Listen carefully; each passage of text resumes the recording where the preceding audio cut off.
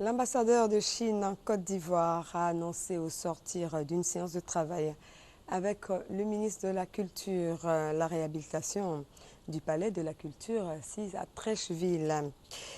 De son côté, Jean-Marc Simon, l'ambassadeur de France, entend renforcer la coopération culturelle entre son pays et la Côte d'Ivoire. Compte rendu Serge Colléa.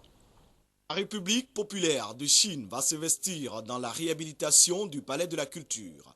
Visitant cet espace de promotion et d'expression des arts du spectacle il y a quelques semaines, on s'en souvient, son Excellence M. Wei Wenwia, face à l'immensité des dégâts et du pillage systématique de toutes les installations, avait marqué sa désolation avant de déclarer que tout était à reconstruire. Au sortir de cette rencontre avec le ministre de la Culture et de la Francophonie, le diplomate chinois a annoncé l'arrivée très prochaine d'experts en Côte d'Ivoire pour évaluer les pertes.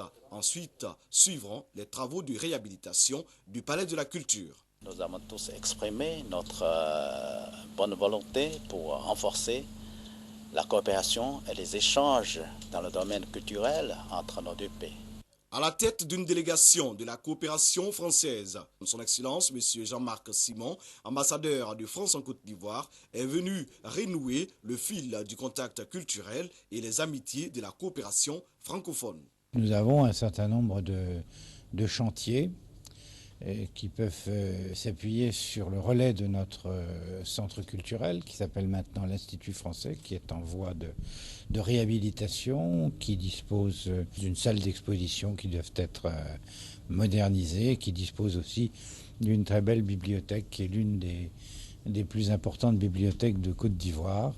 Le monde de la francophonie est un vaste monde dans lequel la Côte d'Ivoire peut tirer le maximum d'intérêt pour relancer son économie. Comme l'a dit l'ambassadeur, nous voulons travailler aux industries culturelles, à savoir que l'activité artistique doit être prise comme une entreprise qui doit être rentable, qui doit pouvoir nourrir son homme.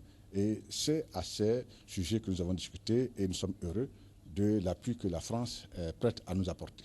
Le ministre de la Culture et de la Francophonie promet rencontrer très bientôt les journalistes en vue de dérouler les grands axes de sa politique de développement et de relance du secteur de la culture.